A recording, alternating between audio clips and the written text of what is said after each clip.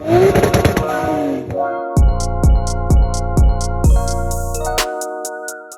جايبين لكم تاني اكتر عربيه مبيعا في الولايات المتحده، اللي هي شيفروليه تاهو، وبالاخص اللي معانا الزد 71. دي ليها شعبيه كبيره مش بس هناك، لا وبرده في الجي سي سي. يعني لو انت رحت السعوديه فهي واخده مكان لان كروزر مثلا هنا في الامارات. دي ذا اول نيو تاهو، شكل جديد تماما من بره. نبدا من قدام، فهم خدوا النور بتاع السيلفرادو اللي هو تحسه 3 كده، و ال دي هيدلايتس. جريل الجديد تماما كله بلاك اوت طبعا عشان دي زد 71، وعلامه زد 71 اللي على الجريل الجميله دي مع الداي لايت راننج لايتس دول بشكل غريب، بس بيديفاين برضه هو وش الشيفروليه والسيلفرادو بتاع كده. اوكي، منظرها من قدام مخيف. عندك طبعا اللي بيميز الزد 71 التو هوكس اللي لونهم احمر، دول موجودين كانوا على السيلفرادو، حاطينهم برضه على التاهو زد 71، زائد الزد 71 امبلمز اللي موجودين على السايدز بحجم كبير جدا، اكبر طبعا من الجريل، واخدين السايد شكلهم لذيذ، نفس السايز اللي كان على السيلفرادو. بالظبط، هي نفس الحاجه. اوكي، بتتكلم على التايرز بتاعتك، عندك الاوف رود باكج تايرز اللي هم 275 60 20. زمان كانوا بيركبوا الرنجات بتبقى 18، فدلوقتي مركبين رنجات 20 بس لايت ويت، فانت في الاوف رود انت ما عندكش مشكله. لو هنتكلم على سايد العربيه، عملوا حاجه جديده عن الجنريشن اللي فات. الجنريشن اللي فات كان السسبنشن بالبيز بتاع العربيه كله كان اعلى، تمام، بيقول لك عشان الاوف رود والكلام ده. هم المره دي حبوا يظبطوا لك الدنيا ما بين ان هي اوف رود ابيليتي وما بين الرايد كومفورت والسبيس اللي في العربيه، فنزلوا السسبنشن بتاع العربيه شويه، تمام، فتحس ان العربيه بقت اوطى من تحت. اوكي، فوفرت لك ورا ليج روم، وفرت لك سبيس مش طبيعي عن الجنريشن اللي قبل. ده الفرق الميجر اللي عملوه في النيو جنريشن بتاع التاهو. تعدي على جنبها بقى تلاقي فيه ستيب، بس ده مش ديبلويبل، ده اكسسوري يعني. بالظبط. العربيه بقى التاهو النيو جنريشن طول عن التاهو الجنريشن اللي قبليه ب 12.5 سم، فده ساعد برضو على السبيس اللي انت كنت بتتكلم عليه، وبرضو ساعد على الثيرد رو بالذات، انه الثيرد رو نوعا ما مساحته شبه السكند رو. يعني هو ممكن يكون احسن من سكند رو في عربيات تانية كتير، طبعا هتكون اصغر طبعا يعني. طبعا. نيجي على ورا، هو تاهو زي ما هي بس طبعا بالتيل لايتس الجداد، وفي حركه جديده انا ما كنتش متوقع ان هي اصلا هتعجبني، بس صراحه حركه صايعه. الحته اللي هي السوداء اللي في النص دي، اللي عند شيفروليه في النص حلوه جدا، حلوه جدا جدا مديه كده ديزاين لانجوج محترم. لان كان دايما بتشوف انت الاس يو فيز الفول سايز اس يو فيز دايما من ورا كانت بتبقى عربيه فاضيه، يا دوب حاطط لك اللوجو بتاعه، فهو حط لك كده ترم زياده شيك لك العربيه، شكلها حلو بصراحه.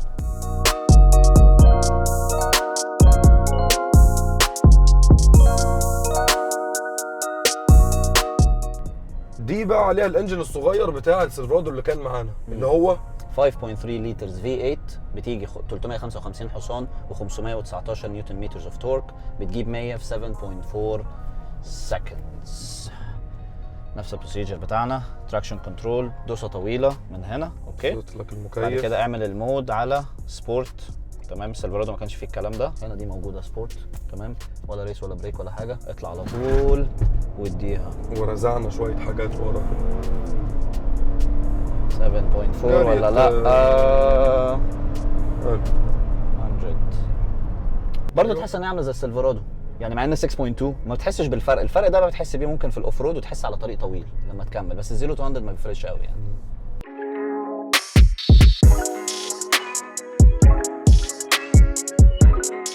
اوكي، انتيرير التاهو زد 71 او التاهو بشكل عام.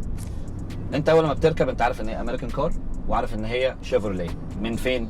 بدايه من الستيرنج ويل امريكان كلاسيك، ما بيغيروش حاجه غير حاجات بسيطه، تويكس بسيطه كده، بيغير لك شكل الباتنز بس خفيف، لكن نفس الحاجه نفس الديزاين بتاعه حتى من الجنريشن بتاع سيلفرادو والتاهو اللي قبله. هتيجي ورا طبعا عندك الباتنز اللي هي التقليديه جدا بتاعه الفوليوم، وعندك اللي هو ايه بتغير التقليديه بتاعه الامريكان، مش التقليديه اللي هو المفروض اجيب بادل جير. لا بتاعه الامريكان التقليديه وفرحان قوي. الجيج عندك انالوج، في النص عندك الديجيتال سكرين شكله بيسك جدا، عندك الباتنز اللي على السايد نفس الحاجه برضو، بس هم نقلوها، كانت موجوده هنا حطها لك هنا. عندك الاوتو ستارت ستوب، عندك اللين ديبارتشر ممكن تعمله اون واوف، الحمد لله مش بيجبرك ان انت تفضل ماشي اون. وطبعا اللي هي درايف مودز بتاعتك السبورت والتو هول والكلام ده كله موجود عندك على الشمال تحت، الاوف رودنج والكلام ده كله. نيجي بقى على اهم حاجه في التغيير الكبير اللي هو الجير الجديد.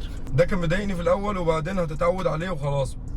بي بتدوس عليه، ار بتشده، ان بتدوس عليه، دي بتشده، وبعدين بتدوس بتدوس عليه. هو بيديك واحده واحده كده عشان تعرف ان انت لو شديت يعني انت هتمشي. بس دي مزاوله. دي مزاوله، بس بعدين خلاص انت بقيت بتبرمج عليها.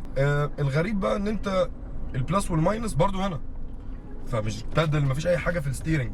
فانت لما انت بتقف رود عايز تسابق، انت بتكون مريح ايدك كده وبتديها تك تك تك تك. ودي حلوه يعني، مش ولا يعني ما اعرفش. هي انا حلوه ولا انت مش يعني وانت بتقول رايك لحد بتكون ينفع اقول ان هي مش قادر اقول ان هي حلوه، مش قادر اقول ان هي هو ولا دي حلوه ولا سنجل. لا مفيش كده فاهم كده. حركه اصيع اللي جنبها، اول مره اشوف ليذر ما بين السكرين والاي سي. والاي سي. الحاجات الطبيعيه هوم سكرين، مفيش اي حاجه فيها ابل كار بلاي، فيها اندرويد. حبايبك. كلايمت طبعا في باتنز للاي سي هنا، ريسبكت الحركه دي، لك هنا وهنا الحركه دي عايز هنا عايز هنا اللي انت عايزه بالظبط. وكاميرا 360 كاميرا محترمه، الكواليتي ريزولوشن حلو جدا. ريزولوشن حلو. دافع مبلغ وقدره، فبتتكلم على مش مقبوله للامانه، مش مقبوله. الحركه الجديده اللي هم عملوها دي، دولاب. الدولاب ده اصلا المفروض انت بتدوس يفتح لوحده. انت تفتحه في مال فانكشن، في حاجه، فانت ايه انت بتبوش وبتدوس على الحته دي، ولازم تدوس عليها تاني وتزق يمين شويه وتسيبها. مكانها مش حلو، ممكن تكون فانكشنال بس مكانها مش عاجبني بصراحه. وفي حاجات من الحاجات اللي مش عاجباني مكانها، الاشاره دي انا مفيش داعي، دي حاجه امرجنسي، فامرجنسي انت لازم تبقى هنا في اي حته قدامي، انا لازم امد دراعي كده عشان ادوس عليها. مش حاسسها براكتيكال بصراحه. نيجي تحت، العربيه فيها هيتد سيتس وبس، هيتد مفيش تبريد. لا هو ايه بيذلك يعني، السيت عايزك السخونيه تبقى من ظهرك بس ولا عايز من ظهرك ومن تحتك؟ ما ينفعش من تحتك بس. لا لا ومفيش برود. شيلوا الفيتشر ده خالص. ستورج سبيس ضخم بثلاجه، كاب هولدرز للناس اللي قاعدين ورا. اكتر حاجه بيحطوها في العربيات الامريكي بشكل عام الكاب هولدرز والشواحن، في كل حته شواحن لحد ورا. شواحن ورا، فلا يعني اول ان هو العربيه ده عربيه ديلي يوز، ات كان بي يعني ممكن تبقى اللاند كروزر بديل ليك. هي ارخص، ممكن ريسيل فاليو بتاعها مش احسن، ممكن كواليتي مش احسن، بس فيها حاجات كتير جدا تنفعك ممكن على اللاند كروزر. بس فعلا كسعر عربيه يعتبر السعر مش غالي جدا. بوس ساوند سيستم، برضو بدات اقتنع بالفكره بتاعتك لما بتقول هو بوس ساوند سيستم، فهي حاجه قويه جدا بس حسب حجم العربيه. يعني ممكن لو عربيه اصغر من كده شويه على عدد السماعات اللي موجود هيبقى حلو. بس هو عندي احساس ان بوز عنده كواليتيز او كاتيجوريز. كاتيجوريز. طبعا اكيد. عندك السكرينز اللي موجودين ورا حلوين جدا كريسبونس، حلوين جدا كبرايتنس، يعني مفيش بقى جلير، مفيش اي حاجه، انت شايف السكرين كلير. عندك 2 هيدفونز للسكرينز برضو، فاهم، بلوتوث بتوصلهم، بتشتغل الكونكشن بتاعها حلو جدا. وكمان ممكن تتحكم فيها من اللي عندك هنا الرير ميديا بالظبط. انت تعمل مين اللي تقفل الشاشه دي، تشغل الشاشه دي، ممكن تشغل كل حاجه على الشاشتين هنا، باور اول ميوت اول. جميل. فلا كعربيه هي اتس ا نايس بليس تو سيت، فاهم ازاي، جميله حلوه. رايد كومفورت طبعا مفيش كلام. جالي كومبلينز من الناس ركبوا معايا ان القعده ورا مش حلوه على هاي واي. الكرسي كرسي رفيع بالظبط. لما قارن الكرسي قدام قال لك لا السبيس ورا حلو، القعده ورا، الليج روم طبعا ورا مفيش كومبلين. العربيه هاديه حلوه. دي بقى تاهو زد 71، فهم عاملين الترم ده عشان تدخل هنا.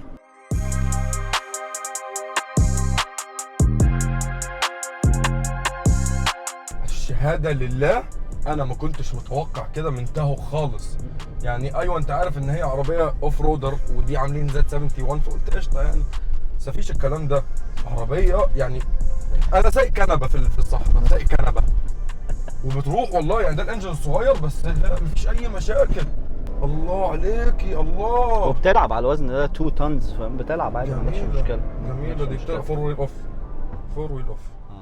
طيب احنا هنتكلم على النقطه دي، بما ان الفور ويل اوف واحنا بن اوف رود، ده عيب لازم نتكلم فيه. بيسنس ان انت بتعمل حاجه زياده او بالزبط. انت بتروح فبيسنس ان دي لا ده زياده عليا، فبيفصل لك الفور ويل وانت في نص الصحراء ويرجعوا لك 2 ويل درايف. هو ده المفروض اساسا بالعكس، لما يحس ان انت بتعمل حاجه زياده هو يقوي لك الفور ويل، يظبط لك السيستم. شغالين كل حاجه. الموضوع ده مش كده، فشهاده لله فهي عربيه